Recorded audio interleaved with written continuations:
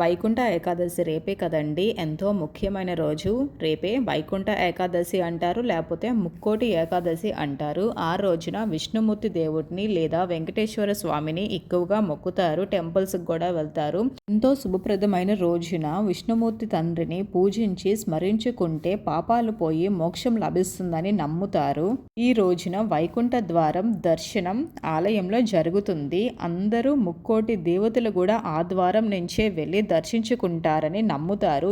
ఈ రోజున విష్ణు మంత్రాలు సహస్రనామ చేస్తే విజయం, అభివృద్ధి, సంపద దొరుకుతుందని అంటారు. ముఖ్యంగా ముక్కోటి ఏకాదశి అంటే ఏంటంటే 33 కోట్ల దేవతలు అంటే సమస్త దేవతలు, అర్ధదేవుళ్ళు, మునులు, ఋషులు, ఆకాశీమ శక్తులు అంటే సర్వ సృష్టిలో ఉన్న దైవాత్మిక శక్తులు అని అర్థం. ఆ రోజున 33 మంది కోట్ల దేవతలు, మునులు, ఆధ్యాత్మిక ఆత్మలు అన్నీ కలిసి ఆ విష్ణువుకు ప్రణామం చేస్తారు. ఈ ఏకాదశి ఉపవాసం చేయడం ద్వారా విష్ణువుని ఆరాధనలో 33 కోట్ల దేవతలతో కలిసి పూజ చేయడం లభిస్తుంది.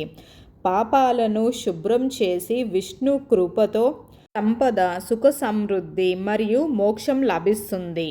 ఇప్పుడు మనం వైకుంఠ ఏకాదశి రోజు ఏమేం చేయాలి, ఉపవాసం ఎలా చేయాలి, అసలు టైమింగ్స్ ఏంటి అనేది చూద్దాం. వైకుంఠ ఏకాదశి డిసెంబర్ 30 7:50 ఉదయాన్నే స్టార్ట్ అవుతుంది. ఇంకా మరుసటి రోజు అనగా డిసెంబర్ 31 ఉదయం 5 గంటలకి అయిపోతుంది. తెల్లవారుజామున డిసెంబర్ 30 మంగళవారం ఉదయాన్నే లేచి తలస్నానం చేసి ఇల్లంతా శుభ్రం చేసి పూజా గది కూడా శుభ్రం చేసి పువ్వులతో దేవుడిని అలంకరించి పళ్ళు, పాలు నైవేద్యంగా పెట్టి విష్ణుమూర్తి చిత్రాన్ని చూస్తూ గాయత్రి మంత్రం జపిస్తూ లేదా విష్ణుమూర్తి స్తోత్రాలు 108 సార్లు జపిస్తూ చదువుతూ ఉండాలి. పూజ అంతా అయ్యాక చివరిగా ఆ తండ్రికి హారతిచ్చి నైవేద్యం సమర్పించాలి. ఆ తర్వాత ఉపవాసం చేస్తూ ప్రతి క్షణం ఆ తండ్రినే ఓం నమో నారాయణాయ అని స్మరిస్తూ ఉండాలి.